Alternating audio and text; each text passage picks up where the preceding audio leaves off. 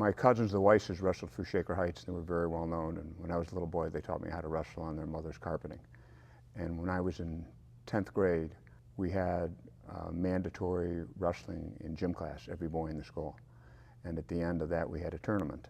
And I won the heavyweight division of the tournament, pinning everybody, and kind of enjoyed wrestling. Junior year, Marty Axel moved in from Euclid, and he wrestled junior high school at Euclid, and he was a 9th grader. He was going to 10th grade, I was going into 11th grade, and he said, "You guys have a wrestling team?" I said, "You should have a wrestling team, it's fun." So I went to our football coach, Coach Schrock, and I said, "Can we have a wrestling team?" And he said, "Let's talk to the athletic director." He said, "But I don't know anything about wrestling." I said, "All right." Talked to the athletic director. It might have been Herb Smoke at the time, or maybe it was Schumacher. Schumacher might have been the athletic director. But in any event, I went to him and he said, "Well, we really don't have a wrestling team. We don't have a coach for you." He said, "But I tell you what, if you keep a group of guys together for a year, I'll get you a coach next year." So I got a bunch of guys together in high school, different sizes, different groups, and we had a club, and I basically coached it.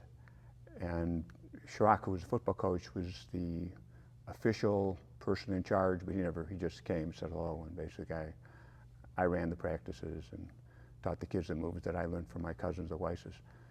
And then we had a couple scrimmages. We went to Chagrin Falls. We had no uniforms. We wore Beachwood t-shirts and sweatpants, and we had our gym shorts over our sweatpants and tennis shoes. I have pictures I can show you. And so the next year, my senior year, they brought in Marino to coach us. We had a real coach. You know, they were all my guys, and then so Marino comes in. But all the team really wanted to listen to me, so it was a funny situation. He kind of just played with the little guys, like Barry Guinness, the guys that were 130 and down. Maybe he'd wrestle with them. But he was such a small man, he really, he never rolled around with me or anything. We had our first Beachwood wrestling match in the 65-66 winter at Kenston High School, okay, in front of their assembly. Now, we were a bunch of kids who had never wrestled before, okay? And Marino knew the coach at Kenston, so they had this arranged. And it was very interesting there. They were booing us, and there was no Beachwood people. It was all the whole Kenston. Every single kid who went to Kenston High School was there watching, and they had a good wrestling team. The year before that, their heavyweight was Jack Rudney, who actually was an All-Pro for Kansas City for years. A fantastic athlete, and I knew him. He's a really good guy. I never wrestled against him, but we used to practice together. In any event, he graduated. He was a year older than me, and their heavyweight the next year was a real big, chubby guy. He was a decent wrestler. He won the Kenston tournament, but I was way stronger than him, so everybody lost, and then it was my turn at heavyweight, and I tortured the guy. I took him down 3 times before I pinned him just because I was mad. And everybody was booing me. It was really something to see.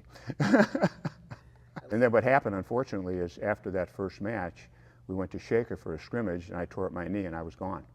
So in the picture that you'll see, I'm standing with the team in clothes and have a crutch under my left arm, but you can't see it in the picture. It's very disappointing because I loved wrestling. 1965, this is the first wrestling team. Okay, this is me right here in the middle, and that's Coach Schrock, who was our football coach, who just did us a favor and came to practice. And then this is me on top of one of the guys here wrestling. So this is the first real Beachwood wrestling team. The first practices we had, when we had our first team with Schrock, it was in the teacher's lounge. We had to take all the furniture out of the teacher's lounge, okay? Then take the mats out of the gym, put down the mats, do our wrestling, put the mats away, and take the teacher's lounge just furniture and put it back in the every night. Half the practice was setting up the wrestling room, absolutely. So this beautiful wrestling room, you guys don't have to do that. So you can visualize what I had to go through. Now, when Marino came, we had a full mat, and we had it in the cafeteria, I think. We had a real mat. We didn't have a real wrestling mat at first. We just had these little gym mats. And then this is the first wrestling team where Marino is. You can see how little Marino is over here. This is me in the corner because I was on crutches. I messed up my knee at Shaker. But this is the picture of the first Beachwood wrestling team. And here's a little article about the Beachwood wrestling team. This is Beachcomber, June 1966. It's the first time they ever talk about wrestling. And here's the article. name is MVP Bob Bloom, of course, that's me. And then here's the article, Beachwood Wrestling. It says, fielding its first wrestling team, coached by Mr. Dominic Imerino, it has turned out to be a successful sport at Beachwood High School. 3 matches were won, which is very good. 6 lost, and 1 tied with Hawken. Although Bob Bloom was hurt early in the season with the knee injury, the team came through successfully, led by Marty Axel and Barry Guinness. Okay, so that's the first article ever written about Beachwood Wrestling, with Coach I's name in it, and there it is, Coach I Marino. So that's his first article. This is his first picture. He was a good guy. You have to understand, in today's world, they probably have coaches for different weights. They probably have an assistant coach, but if you have one coach and he weighs 125 pounds, it's hard for him to roll around with the guys that weigh 220. Moves don't work if the weight, that's why there's weight classes in wrestling. Maybe a 165 can roll with a 190. You know, there's some variance for moves, but if you try to lift up a leg of a guy that's 230 pounds and you weigh 120, that leg ain't moving. And I'm sure that first year, of course, there was no assistant coach. But I'm sure after that, after I graduated, hopefully he had assistant coaches who could roll around with the bigger guys. My greatest memory of Beachwood Wrestling would be a match I didn't wrestle.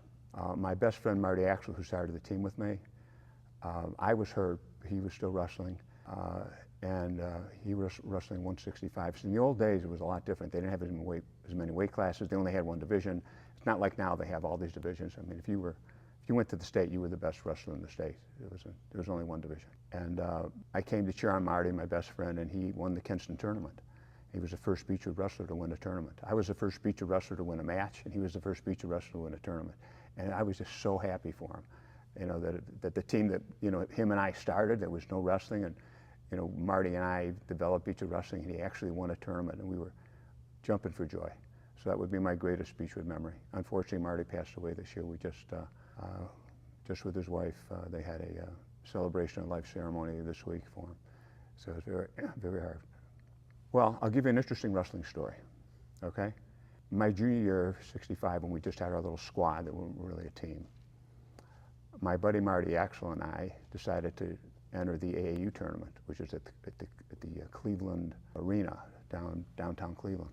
And we don't know anything about it. We'd never been in a tournament. We were just 2 Beachwood kids, So we go downtown, and there's the seating on the wall. We didn't even know what seating was.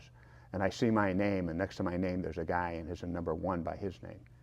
I said, well, what's his number? Was he the first one to enter? I didn't know I didn't even remember what a draw sheet was. I didn't know anything. I just knew I was a pretty big, tough guy, and I wasn't afraid of anybody, and I thought I could beat anybody. And so, they said there's going to be men here. There's going to be college people. It was an AAU open tournament, so anybody can enter. Okay. So the match starts, and I go out, and I see the guy I'm supposed to wrestle. He didn't look that big to me. I was about 230. He was maybe 200 in that range. Well built, about 200 pounds. I had on my Beachwood T-shirt that says Bisons, because they thought the plural of bison was bisons back in the old days. They didn't realize the grammatical mistake. And I had on my sweatpants, my shorts over my sweatpants. He had on a USA Olympic uniform, okay? And still I really didn't even know what it was. I just figured that's his wrestling tights. Well, it turned out that his name was Harry Huska, very, very famous wrestler. He was the most well-known wrestler in that era, in the heavyweight division. And I had a nice match with him. It lasted 27 seconds. He took me down, near pinned me. Somehow I got out of it and took me down again. I thought I was on the mat for 3 minutes. I look up, it was 27 seconds. And that's somebody that you really would be your hero. So Harry Huska he was a gentleman. He didn't try to hurt me. He knew I was just a little high school kid. He was an Olympic champion, but it was fun. So he would be an interesting hero, yeah. He was this young guy. He looked like he was 14 years old, okay? He had this little baby face, he's right out of Kent State, and he had that kind of Italian swagger. Of course, our team was all Jewish, and it was a little interesting. I liked him, but I never rolled around with him. He actually arranged it so I could practice John Carroll, because I had no one to roll around with the room, and he was friends with, I think his name was Tony DiCarlo, the coach at John Carroll. So I used to practice at John Carroll senior year. There would be no Beachwood Wrestling if I didn't start it. Okay, I started wrestling. I also started the recreation program. We had no recreation program. My son was 5 years old. Him and Ryan went to school together, and all the other schools had recreation programs. So I went to the athletic director, who was Jimmy Cowan, who was a Beachwood boy like me. I said, Jimmy, why don't we have a recreation program? He says, Bob, there's no budget for it. There's no budget for recreation for wrestling. He said, we're already spending more money than we have. I said, Jimmy, I'll do it for free. Let me do it. He said, all right, Bob, you want to do it for free? Do it. So we rented out to Tuesday night. We went to the Beachwood Junior High School on Tuesday nights, and every Tuesday we got together with kids like Ryan Peters, and and Scott Peters was my assistant. He was a high school boy then. He would help me, and that's how really people got into wrestling. Because if you don't have a kids program, you don't have a program. Okay, you just can't start wrestling when you're in junior high school. I mean, we started. My boys were 5 years old. I had kids from 5 years old to probably 12 years old, and on the first recreation team, and some of them went on to be very good wrestlers. And so that was probably my number one contribution. And then I turned it over to Bernie. Bernie wanted to run it 2 days a week. He said, Bob, we need to do it. I said, 1 day a week's not for me. I run a business. I don't really have time for it. I said, you want to run it? I'll give you the program. So Bernie took over the program. He did a very good job. He was very dedicated to Beachwood Wrestling. So I mean, I kind of opened the door, and Bernie opened it further and made the program better than I had it. The kids that were really good would say, oh, I'm going to go to Longwood. I don't want to go to your program. So it was a competing program, actually, for little kids, the Longwood program. When I started it, Longwood was there already. Longwood was around forever. They had a lot of good wrestlers. When I ran it Tuesday nights, I was just trying to get the kids into wrestling a little bit. I taught them a couple of moves, made it fun for them. We had a lot of fun. We had a couple of scrimmages. I'll never forget, there's a very interesting story. Had one kid, he was probably a fifth grader, chubby kid, and he was wrestling. We were wrestling against West Jaga, and the kid on West Jaga got high on me, grabbed him, we rolled him, and pinned him. And afterwards, he comes up to me. He says, Coach. I said, what, Josh? What's going on? He said, I got to tell you something. I said, what's that, Josh? He said, the moves. I said, what about the moves? He said, the moves. I said, what about them? He said, they work. I said, that's what wrestling's all about, buddy. The moves work, okay? And that's the story of wrestling. It doesn't matter how big you are, how strong you are. If you got the moves, the same way Harry Huska pinned me in 27 seconds. No, he wasn't any stronger than I was. He had moves. Well, I think all sports. I was also the most valuable player on the football team. If you're into athletics, you focus on winning. And that's kind of how I built my business. You're a winner or a loser. And that's what sports teaches you. Well, you see, today's world's full of babies and sissies. Everybody's afraid to touch anybody, and you can't push anybody, you can't say anything nasty about anybody.